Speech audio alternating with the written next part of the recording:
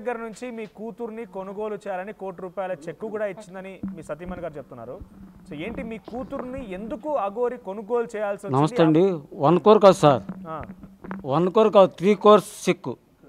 3 crores చెక్? 3 crores చెక్, 1 crore కాదు. 3 crores చెక్ రాస్తే ఆ చెక్కు మాకు వద్దని చెప్పి నా కొడుకు నా కూతురు ఉద్దేశించేశారు. మీ వర్షిని అప్పుడు ఏమనింది మరి? వర్షిని దగ్గర ఉందా? వర్షిని మీ దగ్గరే ఉందా అప్పుడు? లేదని ఇంకా మన దగ్గర జారలే, ఇంకా ట్రావెలింగ్లో కాదు తిరుమల కూడా గారు, ఇప్పుడు కాదు నేను అనేది. అప్పుడు ₹3 కోట్ల చెక్కు రాసి మీకు అఘోరి ఇస్తా అన్న సమయంలో వర్షిని చూసిందా ఇదంతా? వర్షిని ఏం చెప్పింది? వర్షిని చూస్తుంది, పప్ప 3 కోట్లుగా అయితే నన్ను అమ్ముతారా మీరు అంది. 3 కోట్లు మీకు వస్తాయిగా నన్ను అమ్ముకోండి అని నిందా వర్షిని కూడా? 3 కోట్లు 10 కోట్లు ఇచ్చి నిన్నెందుకు అమ్ముతాం మేము?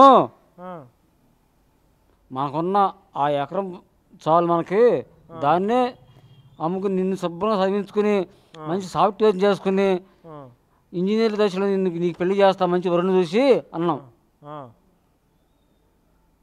సో మొదటిసారి మంగళగిరి దగ్గర తనకి బట్టలు వేశారని ఎప్పుడైతే వర్షిని చేసిందో అప్పటి నుంచి ఎప్పుడైనా వర్షిని బిహేవియర్ మారిందా? అంటే అప్పటిలాగా అమ్మాయి అఘోరిని కలిసిన దుగ్గిరాల అవకాడ చింతలపూడి అని చెప్పి ప్రియదర్శిని కాలేజ్ ఉందండి.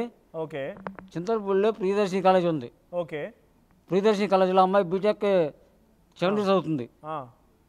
అయితే అమ్మాయి ఇంటి దగ్గర నుంచి బస్సుకి వెళ్తే ఇబ్బంది అని చెప్పి 2 వీలర్ మీద వెళ్ళి వస్తూ ఉండిద్ది, స్కూటీ మీద. ఓకే, అదే రోజు మాదిరిగానే రోజు స్కూల్ కాలేజీకి వెళ్ళి 2 వీలర్ మీద ఇంటికి వచ్చింది. ఆ టైంలో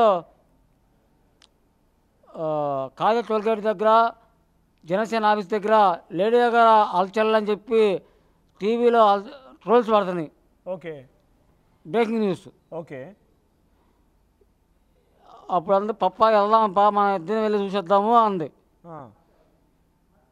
నాకు బాగా రానులమ్మ అన్న. అయితే 2 వీలర్ ఉంది, ఆ పిల్లకి వేసుకుని వెళ్ళిపోయింది. ఓకే, వెళ్ళిపోతే అప్పటికే బట్టలు పొడ తీసి పోలీసు మీద విసిరేసి పోలీసు శ్రీనివాసరావు గారిని రాయిపెట్టి కొడతాం, ఒక రిపోర్టర్కి కాలు మీద మోచిప్ మీద రాయిపెట్టి కొడతాం జరిగింది.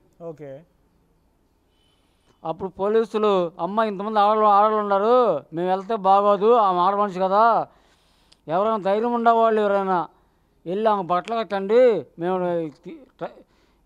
వెహికల్ ఎక్కించుకెళ్ళి అరెస్ట్ చేస్తాము అని చెప్పి అన్నారు. అంటే అప్పుడు మా పాప కొంచెం మొదటి నుంచి కూడా కొంచెం ధైర్యసాహసాలు తప్పింది. ఆ పిల్ల 19 షార్ట్ ఫిల్మ్స్లో యాక్ట్ చేసింది. ఒక తెలుగు ఫిల్ము అందమైన జీవితం బాబు ఇన్ని కష్టాలని సినిమాలో హీరోయిన్కి ఫ్రెండ్గా కాలేజీ ఫ్రెండ్గా యాక్ట్ చేసింది. ఓకే, సుమన్ టీవీ యాంకర్లో సంక్రాంతి టైంలో నెల 18 రోజులు సుమన్ టీవీ యాంకర్గా అఘోరితో చేసింది. తర్వాత మీ పాపలో ఏదైనా మార్పు వచ్చిందా? అంటే ఫోన్ నెంబర్ మార్చుకున్నారని చెప్పి మీ సతీమణి చెప్తున్నారు. ఆ రోజే ఏదో మీరు చెప్పిన ప్రకారంగా బట్టలు కట్టిన రోజు ఆ తర్వాత తరచుగా అఘోరితో ఫోన్ మాట్లాడడం కానివ్వండి, మెసేజ్ చేయడం కానివ్వండి, ఏదైనా మార్పు వచ్చింది తన ప్రవర్తనలో? అఘోరాని పోలీసు వ్యాన్ ఎక్కించింది. ఆ అఘోరతో పాటు కూర్చుని పోలీస్ స్టేషన్ దాకా వచ్చి ఆ అఘోరాన్ని అరెస్ట్ చేసినాక అఘోర వెహికల్ కూడా పోలీసు స్టేషన్కి వచ్చారు.